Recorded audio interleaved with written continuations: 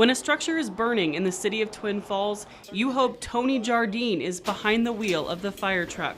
I'm very comfortable and confident in my driving ability for sure. However, the near misses occur all the time. He's been with the department for 21 years and has been driving rigs for 18. If we're running down Blue Lakes and we struggle multiple times getting around people, then those minutes add up. He tells me for every minute a fire is in free burn stage, it doubles in size. Every time we wait for somebody to get over, there's property loss equated to that. And it's not just fire trucks who are fighting the crowds on busy roads like Blue Lakes Boulevard. It's also ambulances and law enforcement. You can be cited for failing to yield to an emergency vehicle. That citation could set you back $90 and add 3 points to your license.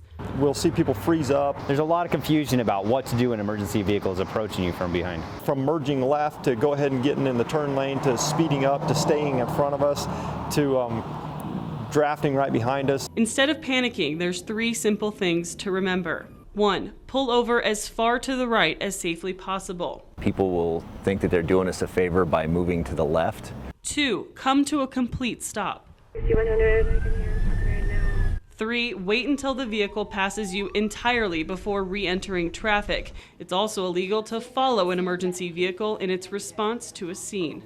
We often see that sometimes when 2 vehicles are responding in an emergency fashion, like 2 patrol cars are headed that way, the first patrol car will get through the intersection or where they're headed to, people not realizing there's a second one coming through. To help them get to scenes quicker, Twin Falls police officers, Twin Falls Fire, and Magic Valley paramedics all use a system called Opticom at some of the major crossings. We can change those lights. We don't control if we can change the lights or not. It changes for us. But there is some lead time, and then there's a little bit of lag time. So sometimes you can overdrive the Opticom to where it doesn't switch, or the other most dangerous point is where the light changes normally, and then the Opticom changes it back. However, Twin Falls County deputies don't have that system. Check out this dash cam video as a sheriff's deputy tries to manually clear each intersection. Particularly dangerous. It has us really, our senses are heightened as we're going through that. County deputies can also rack up 300 miles on their vehicle in a 12-hour shift as they race from one end of the county to another. It can be nerve-wracking for the deputy having to go that fast. In rural areas, that can mean a response time of 15 to 20 minutes, sometimes even 30. Seconds mean a lot getting there. It's the difference between life and death. Tony Jardine says they average about 22 calls for service a day between all of their stations, and the road congestion plays a major role.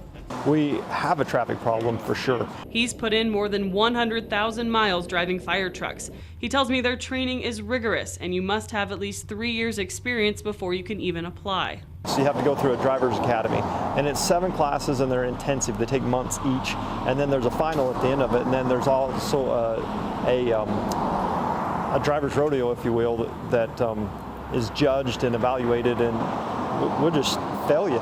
The sheriff's office goes through their own emergency vehicles operation training each year out at the airport. We usually get a section of runway out there where we can set up our cones, set up some fast courses, some avoidance courses, collision avoidance courses. But the key is awareness from both emergency personnel and other drivers to ensure that everyone gets home safely to their families. Expect the unexpected. Because you never know who might be on the other side of that call, counting the moments until help arrives.